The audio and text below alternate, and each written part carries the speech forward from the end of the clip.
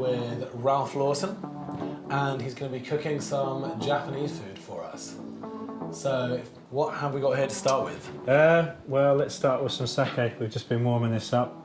For me, it's just, I don't know, I love sake. Obviously, you've got a lot of Japanese beers, but my drink is sake. You can have it cold, you can have it warm.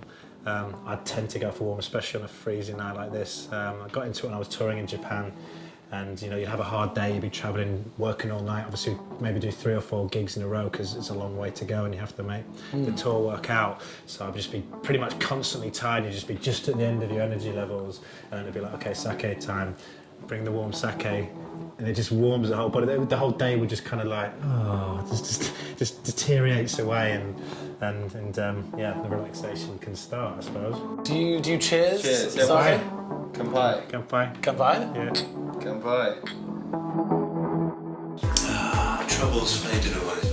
This here is wakame seaweed.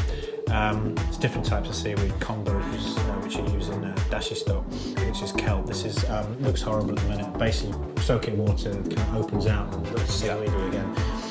Turn a normal cucumber and a bit of ginger into something a bit more fun with that. It's very, very simple. And then we've got some pickles that I've left overnight here. It's just carrot and celery and ginger in some mirin and rice vinegar. First thing to do is get that to look even weirder. Just chuck it in there, and we're going to just leave that for 10 minutes. It's going to just basically open up like seaweed.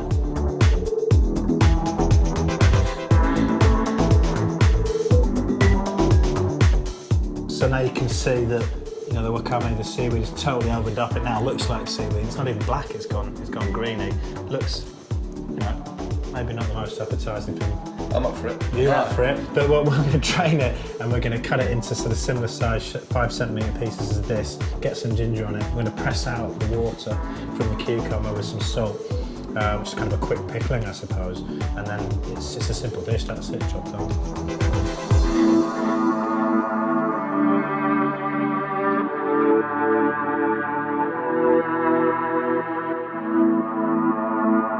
Alright, another little dish here. We're going to do asparagus with crab meat and mayonnaise, and maybe a little of this shinichi togarashi just to give it a little bit kick. It's just basically a Japanese pepper, I suppose, a bit between like a cayenne pepper and I don't know, chili pepper. So basically I'm just going to mix up the crab meat, if I can get it open, in a little bit of white wine and the mayonnaise. And you might think like mayonnaise, that's not very Japanese, but the weird thing is they use it a lot actually. It's, really? Yeah, slightly different, but gets used a lot. They would use Alaskan king crab for this dish, but obviously it's far better to locally source your produce, and so this is good old Cornish or Whitley Bay, wherever it comes from in this country.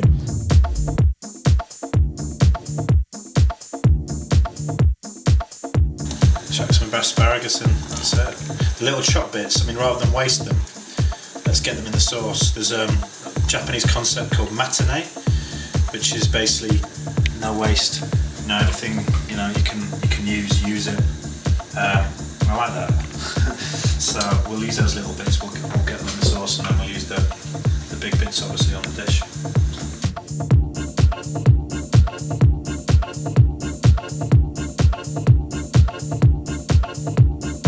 These off with just a little shinichi togarashi, just to give it a little kick. Beautiful. So that ready to go. Yeah, it's cooking. Try it. So who's got the best chopsticks, girls? Right, about. So let's run through what we're having for the main dish. Yeah, what I'm gonna do is a donbori, which means with rice. The sauce is called is ankake. It's like a chicken and prawn ankake donbori. It's a bit of a mouthful. So it's basically we've got prawns that I am soaking in some sake, just some root of ginger, and going to be some garlic and some onion, just pak choi, some chicken, shiitake mushrooms, and the rice. And this guy here is one I made previously. That's the dashi. That's the one. That's the umami. The one we were going about earlier. Okay. Gives it that depth and that real Japanese taste to it. And once that's in, it's Japanese food. It's not anything else because it's just that's just the taste of Japan. So you've been touring for a fair amount of time. You must have done quite a bit of travelling around. And I suppose not everyone realises, but part of that also includes lots of eating out in restaurants. You know, yeah, it does. You know, that's such a privilege. I really see that as, you know, the privilege of the job. I'm so lucky. And I think that's another reason why I think I got a bit more into food as well. Especially Japanese. One on the Japanese tour I did last time. Food was great all the time. But in Tokyo, they took us to this little place. And never ever find it in years. As a tourist, it was basically down this back street, down this one, and then there gets to the point when there's no English. I mean, crafted in Tokyo, you might have like the pictures of the dish, so you just point to the picture because there's really no English most of the time. This one was just literally just Japanese writing, tiny little door down some steps, 2 tables, one guy. You know, I'm going to cook for you tonight. That's it, no menu. And honestly, it was I've been to Michelin-star restaurants. I've been to fancy places. It was the best meal I've ever had. It was just incredible, just because of the whole setting and what you know. And the fact that you just never would have found it. You know, just, Was it like high end or was it kind of? No, it was. No, I think it was a secret little, you know, place to know if you in the know kind of thing. But yeah, I never would have found it. And that just struck me that it's such a privilege to be going around and touring. And if it wasn't for music, I'd never be there. I wouldn't be in Japan for a start. Second, I wouldn't have found this place. You know? Yeah.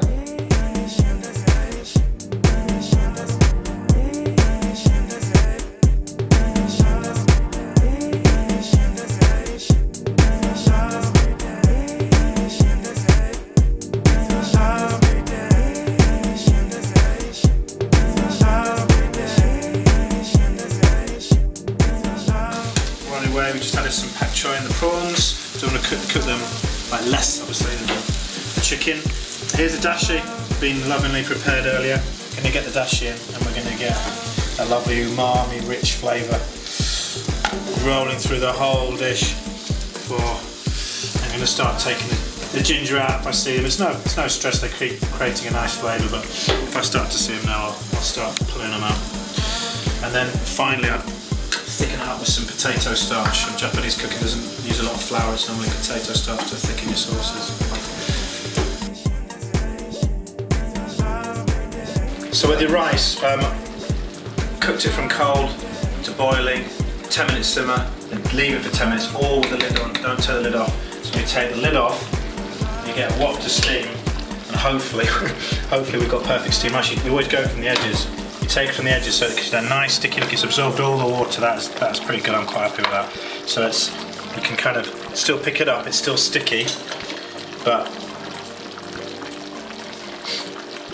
you can pick it up with chopsticks. It's still sticky, but it's obviously loose enough to I don't know, be loose. Salad dressing. It's all about sesame. It's just a normal salad, but you know, we had to turn it Japanese in an instant. Well, it actually tastes like it took a while. It's toasted sesame seeds, which you can buy ready done in Japan, but you can't get white ones, so you have to toast them up, like kind of like pine nuts in a pan. Okay. Crush them up in a pestle and mortar, chuck in some mirin, some soy sauce, and whack it on your salad. This looks absolutely spectacular, Ralph. Thank you so much. All right, Thank you thanks so for having much. me. Amazing. Let's get in there. So when you're cooking, what do you normally like to listen to? It's not just for cooking, but in general, at home I'm mostly into dub reggae. I was into reggae before house actually, and I'm getting massively back into it. And I've always been into it, but now I'm kind of steaming back in there in a big way. I don't know, it's just so universal. It's just the sound of the islands, isn't it?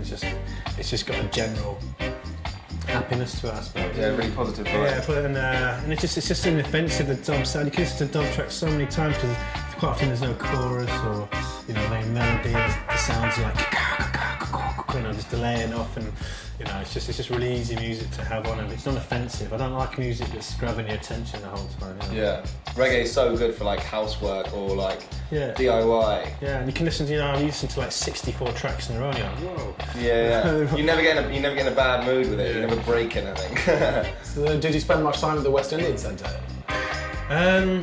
I've been there for years. I did used to go to shows. I'd love to go. I just keep on seeing the posters for Subdub. Yeah. I think I want to go and see Artel Rockers again, and I'm always working. There's the one that fits, and then I don't get round to it because it's a week. You know, an odd It's always night on a off. Saturday. So Yeah. I'm gonna make my mission this year because I know I took them back in the day, and Yeah.